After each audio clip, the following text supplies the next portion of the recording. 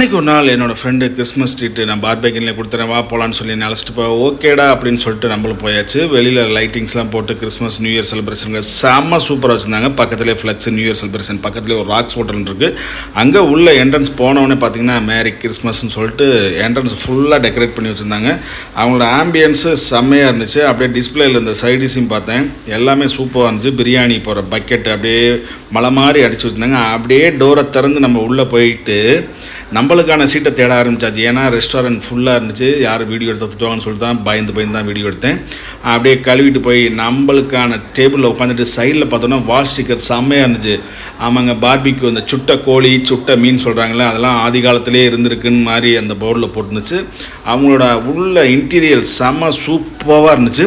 நம்ம ஆர்டர் பண்ண muttons நெஞ்செலும்பு soup வந்துருச்சு.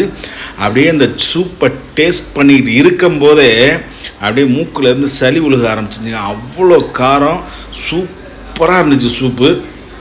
நீங்களும் ஒரு தடவை போய் வேணால் ட்ரை பண்ணி பாருங்கள். அப்படியே அடுத்து நம்மளுக்கு வந்தது என்ன வந்துச்சுன்னா பன் பரோட்டா. ஆமாங்க, நான் பரோட்டா சாப்பிடல, போனது 4 பேர், ஆனால் அதில் இருக்கிறது 3 பரோட்டா தான். நல்லா பார்த்தீங்கன்னா தெரியும்.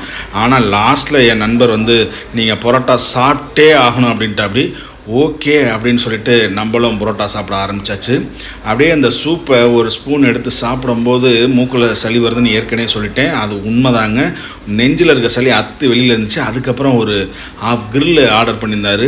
அப்படியே அவங்க மயோனஸ் அந்த கிரில் அப்படியே குளிப்பாட்டி அப்படியே ஒரு பைட் எடுத்து வைக்கும்போது அவ்வளோ சூப்பராக இருந்துச்சு. அதுக்கப்புறம் செஸ்வான் ரைஸு என்னோடய ஃப்ரெண்ட் ஆர்டர் பண்ணியிருந்தா. அப்படி எல்லாத்துலேயும் கொஞ்சம் கொஞ்சம் கொஞ்சம் கொஞ்சமாக சாப்பிட்டேன்.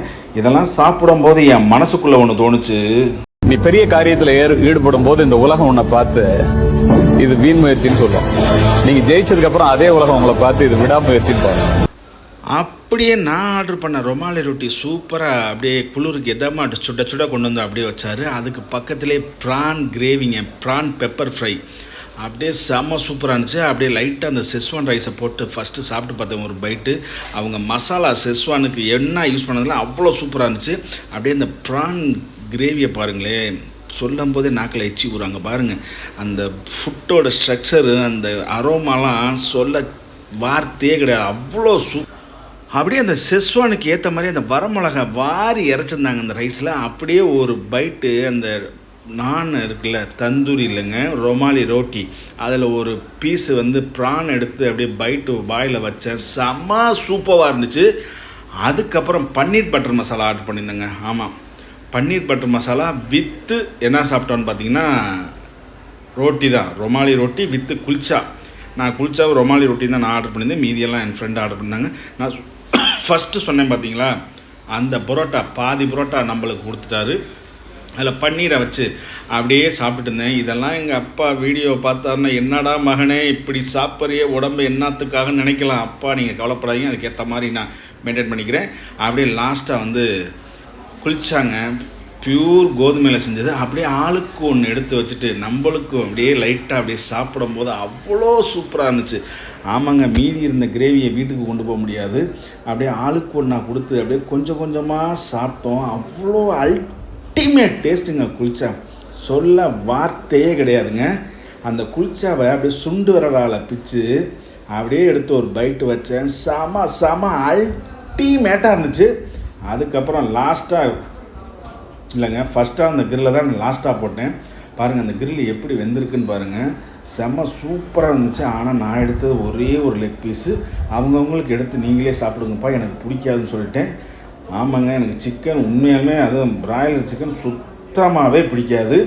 அப்படியே நான் எடுத்து பார்த்துட்டு திருப்பி வீடியோக்காக எடுத்து பார்த்துட்டு கொடுத்துட்டேங்க. இது சத்தியம்.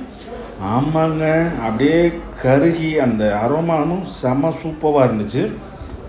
லாஸ்ட்டாக நம்ம ஆர்டர் பண்ணேன், என்ன தான் சாப்பிட்டாலும் கறிக்குழம்பு சாப்பிட்டா லாஸ்ட்டில் ரசம் போவோம்ல, இது என்ன நான்வெஜ் ஹெவியாக நீங்கள் நைட் எடுத்துக்கிட்டாலும் அப்படியே ஒரு மின்ட் லெமன் ஜூஸ் இல்லைங்க, பிளெயின் லெமன் சோடா. அங்கே பாருங்க, அப்படியே சோடாவை மேலே காமிக்கும் போது அந்த சோடா அப்படியே தீபாவளிக்கு பொறி கிளம்புற மாதிரி கிளம்புது பார்த்தீங்களா.